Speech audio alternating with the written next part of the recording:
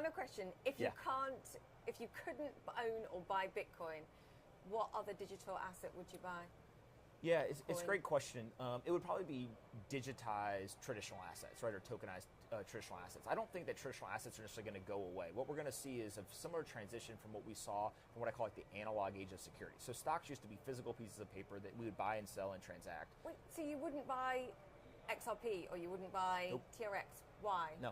Because I ultimately don't think that they have the same value that these other assets have, right? My belief is... The store of value argument. Yeah, my belief is that stocks, what gives them value, right? Again, GDP, revenue, profits, etc. All the things... A stream of income from a company that's doing something or they have selling assets, something or right, etc. creating something. So everything that makes those valuable, that doesn't change. You're just changing the technology form factor of which you will buy that asset. So you won't buy that electronic QSIP anymore. You'll now buy that same stock. It'll just be a digitized or tokenized stock. I actually like those assets. They're not bad assets, and I don't think that Bitcoin competes with those assets. What Bitcoin competes with very specifically is other currencies, right? And those currencies, even if they change their technology form factor, I think the monetary policy is bad. Bitcoin's monetary policy is superior, but all of these other assets that are quote-unquote utility tokens, either they're utility in terms of they give you access to something, so they're not really an investment, it's more of I get utility or some good or service in exchange. So you're separating, I'll use XRP as an example simply because I've interviewed Brad recently. Yep. You see no connection between what Ripple is trying to achieve with their network and the value of XRP.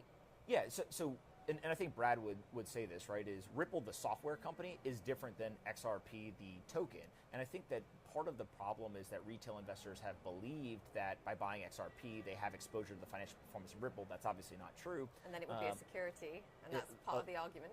I won't even go there, right? But on top of that, what ends up happening is if Ripple is successful, that does not necessarily mean that XRP ends up being successful, right? And so also that means that XRP could go up in value and Ripple could go out of business, right? Speculators could drive the price, etc.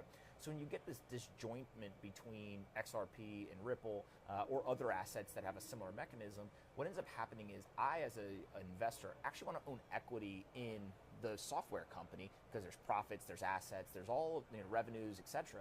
I don't want to own the asset that may or may not be there in the future and doesn't have any underlying utility or value driver that I can point to and say I have confidence that that's going to last. Bitcoin's different because it's backed by the most secure computing network in the world. Final question. I read an interview with you in 2019 that said 50% of your net wealth is in Bitcoin. You probably regret saying that. Can I ask you where it is today? Yeah, so I've never sold any Bitcoin. I don't know what the numbers are today. In fact, I've bought more Bitcoin.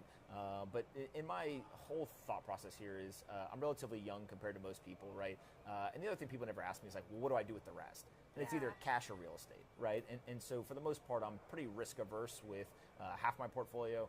I'm obviously very risky with the other half, kind of a barbell strategy. Given my age and kind of my risk tolerance level, it actually makes a lot of sense. Right? So you're diversified, even though a significant chunk of your wealth, of course, is in Bitcoin. If you look right, and again, when I talk to kind of traditional investors, I say, well, how much of your wealth is in dollar-denominated stocks, for example? So when we have a day like yesterday we had, where the stock market draws down, a material percentage for the volatility that it's used to, all of a sudden you may have 50, 60, 70, 80% of your wealth that's all in one single asset class, right? Now the individual companies are different and all that, but you're still exposing yourself to a similar risk level in terms of everything is correlated. It's all going to move together. Bitcoin's no different. It just happens to be that I've made a very calculated investment decision and one that I'm willing to be comfortable and live with. We'll reconvene in 2021 when it's 100,000. Great to have you with us. Awesome. Thank you so much. Thank you.